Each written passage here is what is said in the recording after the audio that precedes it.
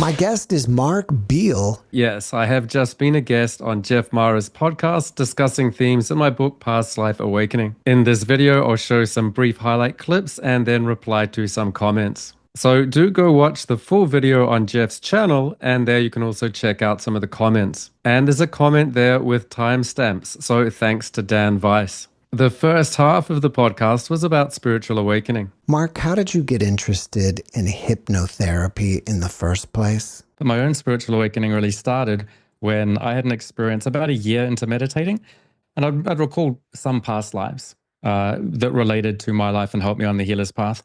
But then I had an overwhelming spiritual experience of a kundalini rising, past life recall, but it wasn't just one past life. It was like 100 past lives, and not just the past lives, but the past deaths. Well, tell us the story. I was ready to go to bed, so I said to her, "Hey, you ready to sleep, or can I turn the light off?"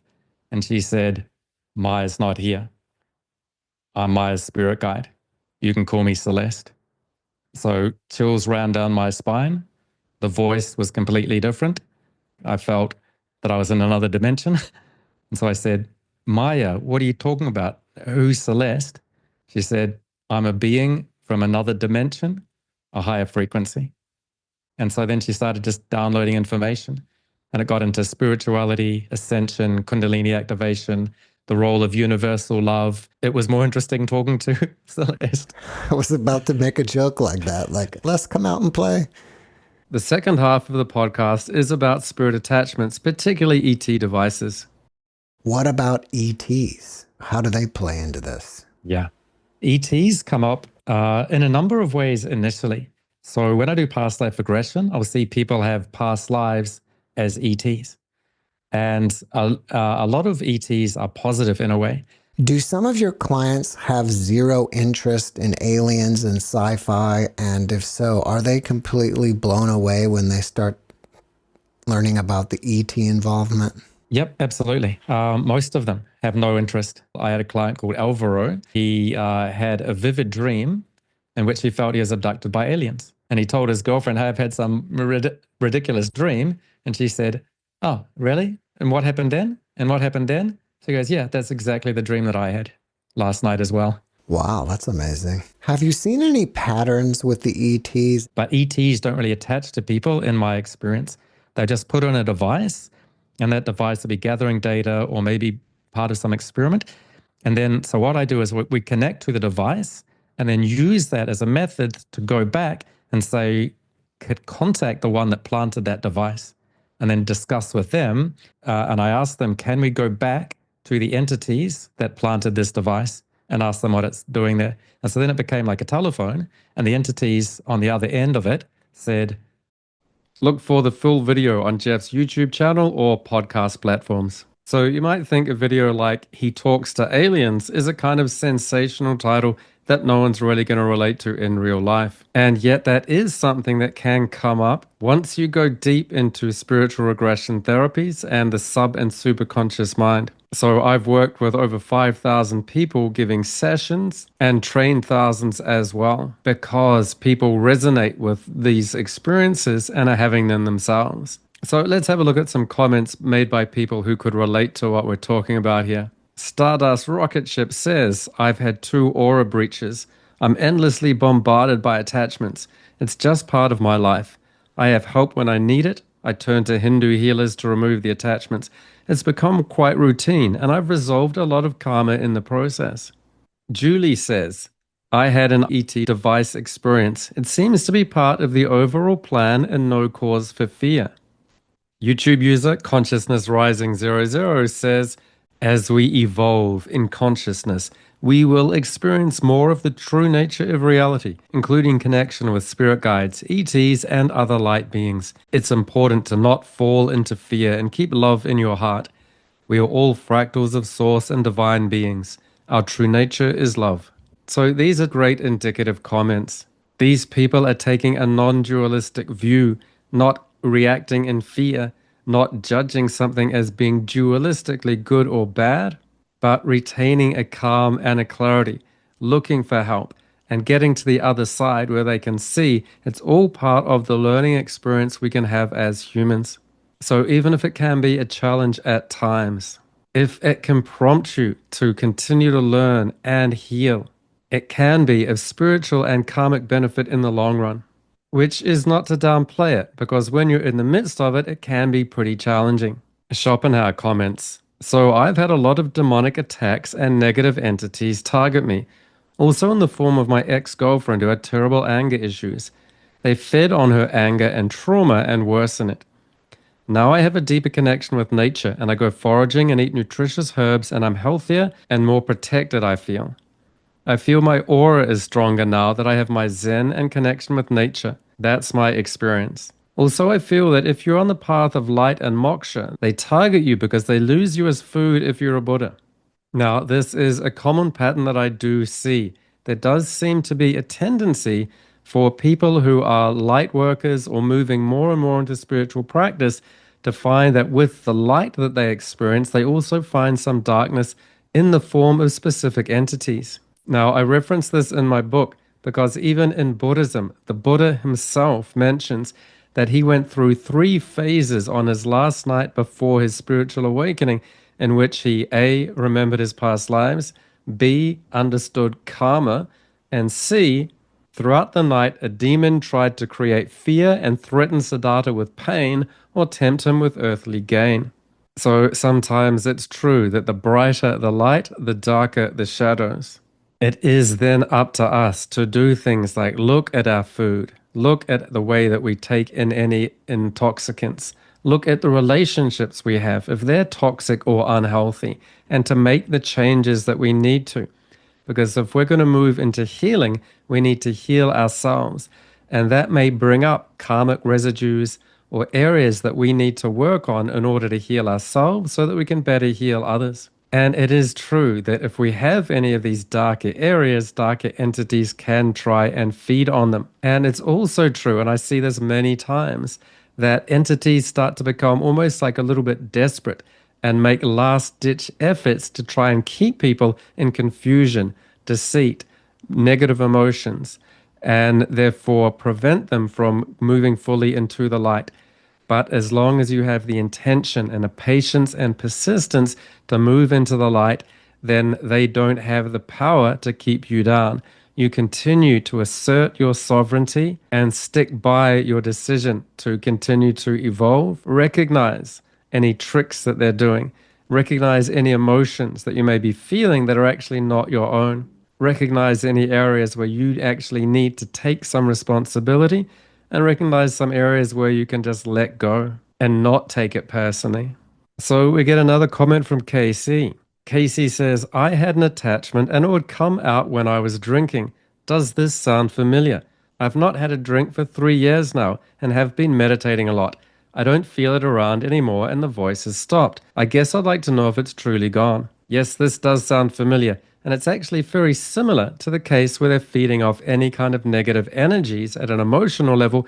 They can literally feed off and get a contact high of physical substances that people take into their body. Entities may even encourage people to drink more than they normally would or to drink in the first place. So again, it comes back to taking responsibility and making behavioral changes in yourself, and that then does affect the entities. If they can no longer get the contact high, then they will just leave and most likely not come back. So what does this mean in terms of alcohol?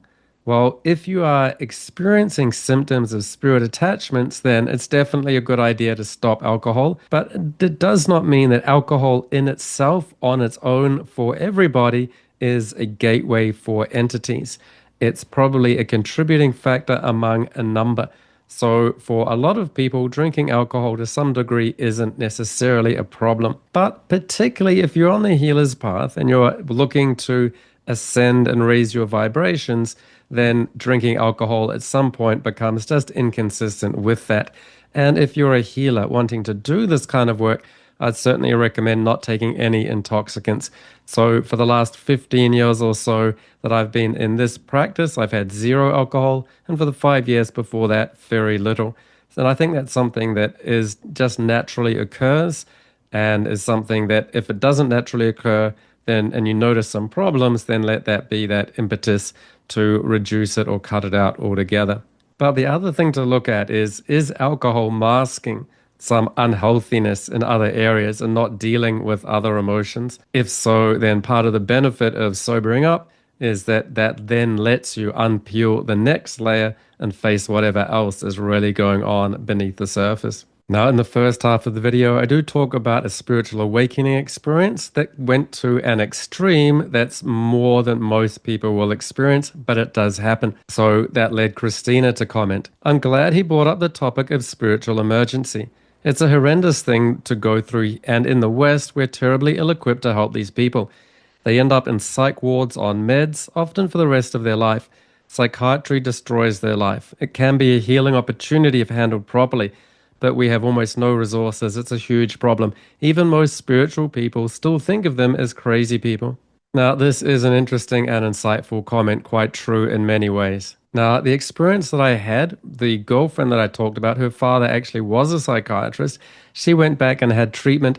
Now, in that case, she actually was able to go through whatever conventional treatment that was given. It didn't destroy her. In fact, she was able to recover, and it turned out to be proven to be a spiritual emergency, which is different to something like a psychosis. So just to define some of these terms, a spiritual awakening can go to an extreme where it becomes a spiritual emergency. That is something that is a temporary experience that can look like mental illness, but it's temporary and people recover and go on to lead a normal life. That is different to a psychosis that people can have, that they may be mentally ill for the rest of their life and require psychiatric treatment. People with spiritual emergencies actually in many ways don't need psychiatric treatment. They may get it, and that may be as a precaution, but one hopes that it doesn't damage them and that they do manage to integrate the excessive spiritual awakening experience that they've had and recover from it.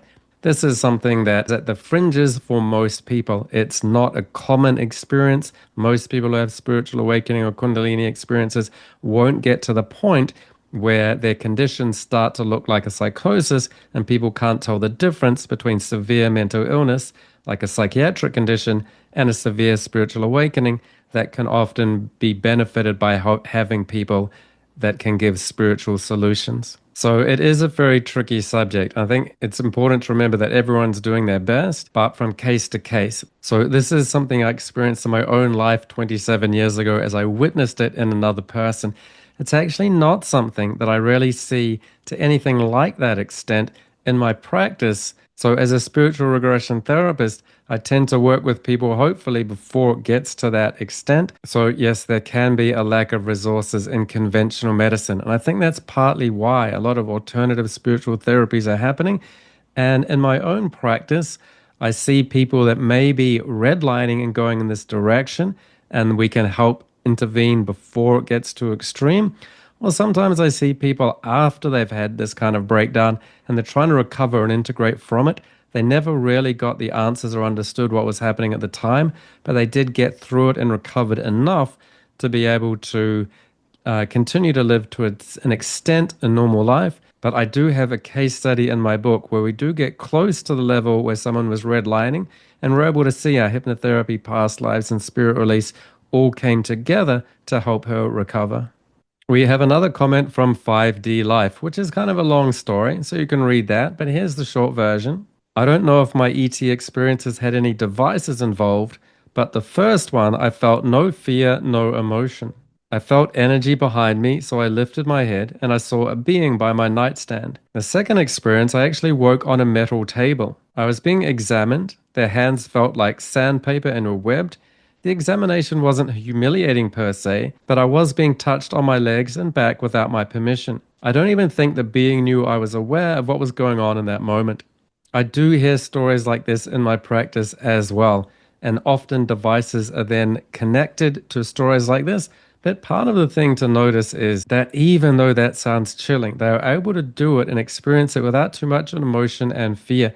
So a lot of people might think they would freak out and would not be able to handle these situations, but you may be surprised at the resources you have and the calm clarity that you can bring even if you're having these kind of experiences. And this does fit with a pattern that I see, that ETs can be gathering data just for its own sake, or they may be conducting experiments. and therefore they'll gather data to see how their experiments are going. So, what to do if you find yourself in this situation? So, in the comment, they say they did not have my permission. So, you can make that explicit. They'll often think that they do have permission, or that it's been implied in some way, or that it was even given when you're in a dream state or barely conscious. So, if you do come into consciousness and feel uncomfortable, you can say, I revoke any permission that you think that you've had. I assert my sovereignty.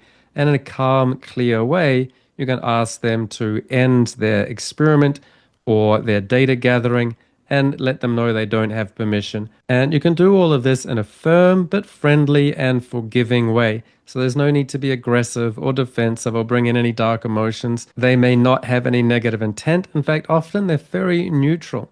And they can often respond very well. If you just say that, they can say, oh, I didn't realize. I thought it was okay.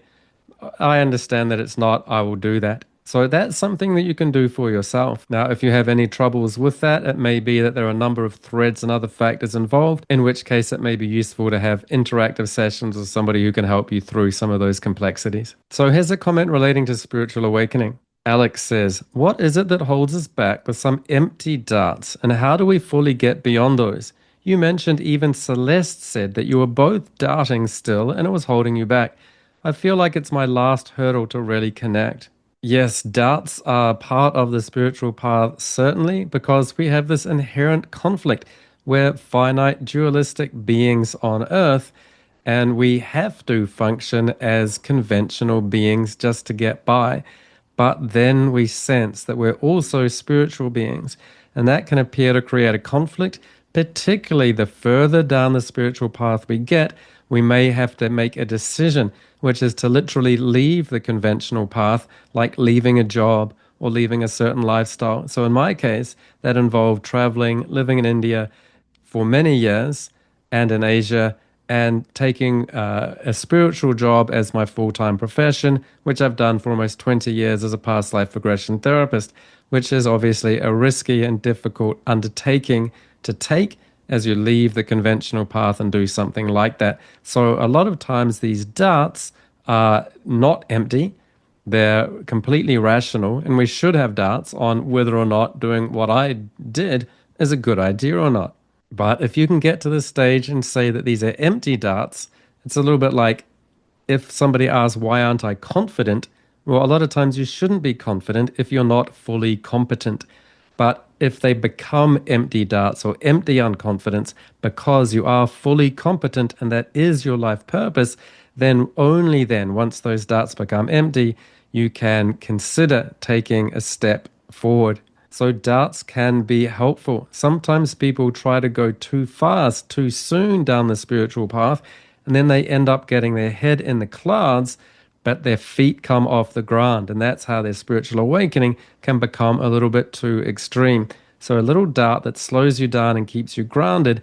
And by slowing you down, I mean you patiently and persistently treat it like a marathon, not a sprint, so you don't get exhausted and break down before you get to the end. So next we get a comment from Emma. She says, thank you guys, this is my best show ever. I've had many experiences of dark entities, ETs, light beings, and maybe spiritual beings or guides. And I very much believe I have implants, many implants. I'm feeling confused and fade up and feeling controlled, manipulated, and monitored. I need help and guidance. Well, this is why I speak on this topic and offer these sessions, even if they're controversial. Even if for many spiritual people, it's a step too far into being a bit odd and weird. Then you go on a podcast with He Talks to Aliens and look kind of strange. But I do this because there are people out there who genuinely experience this, many people, and they need assistance. And they need people who can stand up and say, I actually do this and I can help. Now, there are actually a lot of healers who won't go on podcasts or won't even put it on their website, but they do know how to do it to a degree and will be able to help if it comes up, but they just don't want to speak about it. I've taken the role of becoming a spokesman for this kind of event and volunteering myself for whatever ridicules, jokes, insinuations can be part of it, because that is part of providing a service and being compassionate to people who genuinely have this issues and are suffering and need some kind of assistance. So that does bring us then to some other comments. If you go on a podcast to a large audience, you're going to have somebody say, "This guy's an ET." Now, obviously, people will jump in and defend me and say, "Why did you say that?" Now, surely no one's going to think that, but no, he's got backup. So WP also agrees, "This guy's an ET." Now, this is all quite a surprise to me and my family, but interesting to know. But most of the comments are positive, and here's one: "This Aussie dude is the real deal." Now, that's something actually I think my father would be even more offended by, since I'm a New Zealander and he doesn't like being called an Aussie or being mixed up for one. I don't really care if people call me ETs or Australians. Either way, I'm forgiving and okay with it, and I love Australians myself. And again, we've got this other comment. I love this. This answers the exact questions I've been having internally. Wow.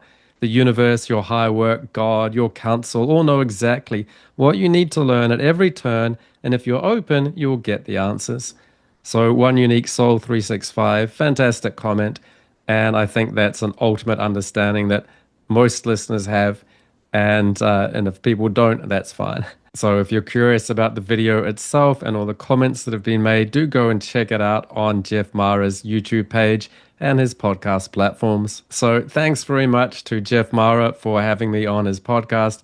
Much appreciated. Thanks for watching, and I'll remind you that a lot of these topics that I talked about actually make up a fairly decent portion of my book, Past Life Awakening, 7 Regression Case Studies Illustrate 7 Spiritual Laws.